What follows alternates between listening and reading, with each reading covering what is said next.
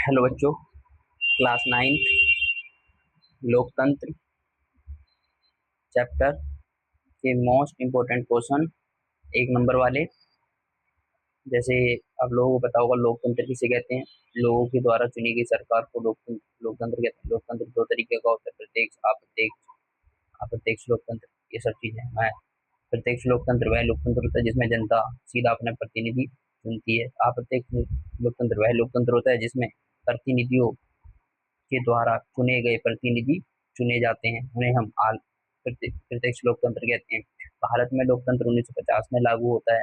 ये सब चीजें। तो हमारा पहला क्वेश्चन है, लोकतंत्र क्या है? What is the democracy? लोकतंत्र वह शासन व्यवस्था है जिसमें शासकों का चुनाव जनता करती है। इसमें इंग्लिश में भी है, democracy is a form government in which rules are the elected by the people.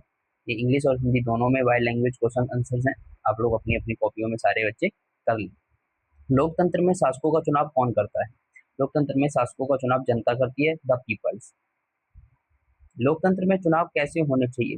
लोकतंत्र में चुनाव स्वतंत्र एंड निष्पक्ष होने चाहिए, फ्री एंड फेयर होने चाहिए।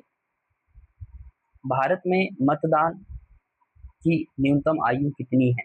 भारत में मतदान की न्यूनतम आयु कितनी है? ये 18 वर्ष है। ये 1989 तक 18 वर्ष थी। 1989 के बाद 1989 से 18 वर्ष है। 1989 से पहले ये 21 वर्ष थी। संविधान का 61वां संविधान संशोधन होता है, कॉन्स्टिट्यूशन अमेंडमेंट होता है, उसके तहत ये आयु चेंज कर दी जाती है। What is the minimum voting age in India?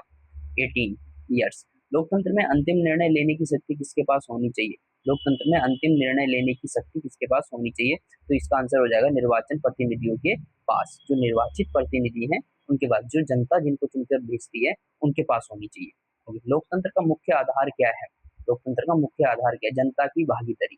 जिसमें जनता की भागीदारी होती है वही लोकतंत्र होता है। जिसमें जनता की भागीदारी नहीं होती है वो लोकतंत्र नहीं होता है। जिसमें जनता के द्वारा प्रतिनिधि चुनकर शासक करते हैं। कई सारे देशों में लोकतंत्र की दिखाने के लिए फेक चुनाव भी होते हैं, जैसे पाकिस्तान में 2002 में चुनाव हुए थे।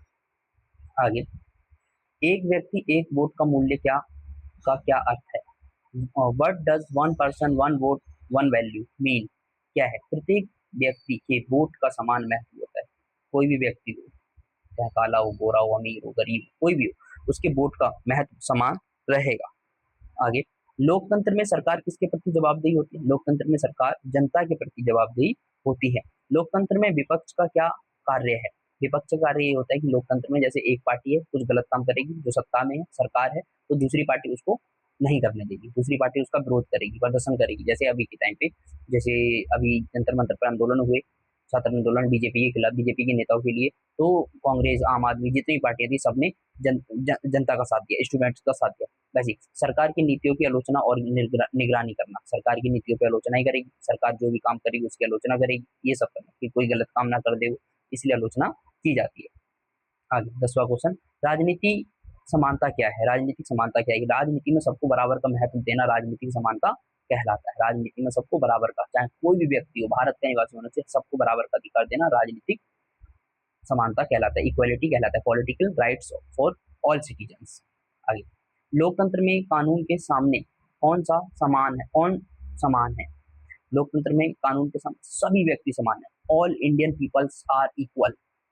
All Indian peoples are equal in government.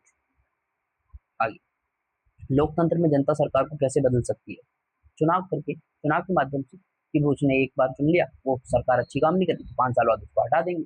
एक नेता चुना हमने 5 साल पहले कि वो जनता के लिए अच्छे काम नहीं करा, उसने तरह तरह के वादे किए थे, लेकिन वो उसके सारे वादे क्या थे?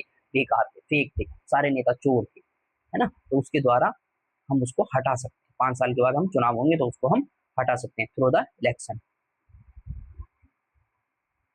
स्वतंत्र और निष्पक्ष चुनाव क्यों आवश्यक है? स्वतंत्र और निष्पक्ष चुनाव इसलिए आवश्यक है ताकि देश में जो भी राजनेता आए वो जनता के पक्ष में काम करे, विपक्ष में काम ना करे, जनता के लिए नीतियां बनाए, अच्छी नीतियां बनाए, गलत नीतियां ना बनाए कि अपना वो पेट भर रहा है, जनता भूखी मर जाए, ऐसा नहीं होना चाहिए। ताकि जनता अपनी पसंद के प्रतिनिधि चुन सके। स्वतंत्र और निष्पक्ष चुनाव क्यों आवश्यक है? ताकि जनता अपने अपने प्रतिनिधि को चुन सके, उसका प्रतिनिधि वह उसके प्रति काम करेगा, मतलब जनता के प्रति काम करेगा, जनता के लिए काम करेगा, किसी और के लिए काम नहीं करेगा, जनता के सबके लिए काम करेगा, किसी एक के लिए नहीं कि एक वर्ग को ज्यादा अधिकार दे दे, दूसरे वर्ग को कम अधिकार दे दे, ऐसा नहीं।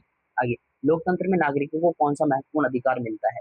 लोकतंत्र में नागरिकों को कई महत्वपूर्ण अधिकार मिलते हैं, अपने प्रतिनिधियों को चुनने का, वोट डालने का, वोट लड़ने का, चुनाव लड़ने का, है ना, ये सारे अधिकार उनको मिलते हैं। आगे, लोकतंत्र नागरिकों की गरिमा कैसे बढ़ाता है? लोकतंत्र नागरिकों की गरिमा कैसे बढ़ाता है? समानता और अधिकार देकर सबको बाय एक समान समझा जाता है, सबको बराबर अधिकार दिए जाते हैं, है ना, तो इससे लोकतंत्र की गरिमा बढ़ जाती है। आगे, नंबर 16, लोकतंत्र में बहुमत का क्या महत्व है? लोकतंत्र में बहुमत का ये महत्व है कि जिस व्यक्ति को लोकतंत्र में बहुमत मिल जाता है उसी की सरकार बनती है। निर्णय सामान्यतः बहुमत के आधार पर लिए जाते हैं। निर्णय जो होते हैं हमेशा बहुमत के आधार पर लिए जाते हैं कि कोई कोई कानून पास हो रहा है या कोई सरकार बन रही है तो उसमें जिस व्यक्ति के ज्यादा वोट होंगे उसी का निर्णय लिया जाएगा। आगे, लोकतंत्र की प्रमुख विशेषताएं क्या है? जनता द्वारा चुनी गई सरकार, जनता द्वारा चुनी गई सरकार। ये सारे एक एक नंबर के क्वेश्चन है, इसका मैं लॉन्ग क्वेश्चन की वीडियो जल्द अपलोड करूंगा चैनल पे, तो आप लोग चैनल से जुड़े रहें। आगे, लोकतंत्र में पारदर्शिता का क्या महत्व है? पारदर्शिता का मतलब होता है कि हम ट्रांसपेरेंसी की एक तरफ दूसरे के, इससे सरकार के कार्यों की जानकारी जनता को मिलती है। अब जो भी काम जनता सरकार करेगी वो जनता तक पहुंचाई जाएगी कि जनता क्या कर रही है क्या नहीं कर रही है, वो सारी चीजें। लोकतंत्र में निर्णय लेने की प्रक्रिया कैसी होनी चाहिए? पारदर्शी और विचार विमर्श पर आधारित, कि हर एक चीज पर विचार किया जाए, जैसे हमारे संविधान सभा के सदस्यों ने किया था, हर चीज पर लिखने से पहले हर चीज पर विचार विमर्श किया, वैसी होनी चाहिए।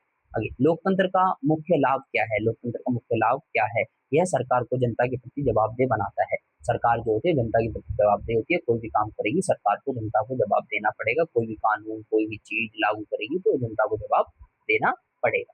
ये लोकतंत्र के प्रमुख लाभ होता है। लोकतंत्र में जनता अपना प्रतिनिधि चुनती है, ये भी लाभ है। लोकतंत्र में जनता अपना प्रतिनिधि कभी भी हटा सकती है, ये भी लाभ है। लोकतंत्र में जनता अपने लिए अपनी मांगों के लिए आंदोलन कर सकती है, ये भी लाभ है। जैसे अभी छात्र आंदोलन में छात्र आंदोलन किया, ठीक है। ये एक एक नंबर के मोस्ट इंपोर्टेंट 20 क्वेश्चन है, आप लोग अपनी अपनी कॉपी में कर लें। धन्यवाद, thank you so much. Next part में मिलते हैं, जुड़े रहिए लर्निंग विद सत्येंद्र से।